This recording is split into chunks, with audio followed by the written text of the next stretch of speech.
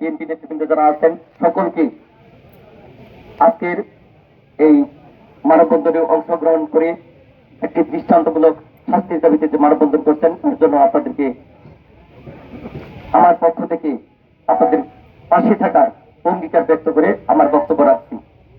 প্রিয় ভাইয়েরা, গতকালকে আমি ঢাকায় অবস্থান করছিলাম। হঠাৎ করে রাত্রের বেলায় যখন আমাকে জানানো হলো যে ফুলবাড়িয়া উপজেলার আমাদের এই দক্ষিণ প্রান্ত কাহালগা বাজারের কিছু কিছু জায়গায় জামাতে ইসলামের সন্ত্রাসীরা অবস্থান করছে। সন্ত্রাসীরা অবস্থান করার পর আমার সাথে কাকনের কথা হয়েছে, মিন্টুর কথা হয়েছে, হুমায়ুনের কথা হয়েছে। তারা আমাকে বারবার বলছিল। আমাদের চেয়ারম্যান সাহেবের সাথেও রাত্রেবেলা 2-3 বার কথা হয়েছে। কথা হওয়ার পরে যে জিনিসটি জানতে পারলাম যে এখানে তারা একটি পরিকল্পিতভাবে সন্ত্রাসী কায়দায় তাদের দখলদারিত্ব বা তাদের যে ত্রাসের রাজত্ব, সেই ত্রাসের রাজত্ব কায়েম করার চেষ্টা করার লিপ্ত রয়েছে। ইতিমধ্যে সেই সময়ে আমি ময়মনসিংহের জেলা পুলিশ সুপারের সাথে কথা বলি। একটি এজেন্ট ব্যাংক, সেই এজেন্ট ব্যাংকেও লুটপাট করা হয়েছে, বিভিন্ন দোকানে লুটপাট করা হয়েছে। সেই লুটপাটকারীদের চিহ্নিত করতে হবে।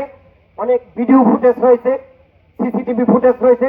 সেই সিসিটিভি ফুটেজ চিহ্নিত করে আমি যতটুকু জানি আমাদের ফুলবাড়িয়া উপজেলার যিনি জাতীয় সংসদে প্রতিনিধিত্ব করছেন, যেভাবেই হোক সেই এমপি মহোদয়ের ভাই, সম্ভবত তার নাম কিরণের নির্দেশে নাকি পর্যন্ত এই সন্ত্রাসীদের চূড়ান্তভাবে নির্মূল করা না যায় ততক্ষণ পর্যন্ত আমাদের এই আন্দোলন চলবে।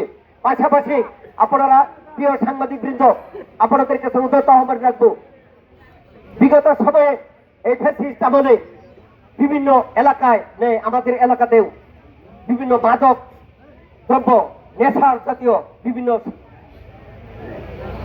যে সমস্ত অসামাজিক কার্যকলাপ রয়েছে সেগুলি ঢুকিয়ে দেওয়া হয়েছে সমাজের রন্ধ্রে রন্ধ্রে। গ্রামে ইয়াবা নামক ব্যবসায়ীদের কেন্দ্র করে দেওয়া হয়েছে। আমরা স্পষ্ট ভাষায় আজকে বলতে চাই, আমি বিগত ঈদ পরবর্তী সময়ে বিজ্ঞ পুলিশ সুপার মহোদয় এবং উপজেলার প্রশাসনের সাথে থানা ভারপ্রাপ্ত কর্মকর্তা সহ ওনাদের সাথে কথা বলেছি যে মাদক জিরো টলারেন্স, মাদককে না বলুন, এবং আমরা সকলেই মাদকের বিরুদ্ধে আছি এবং থাকবো।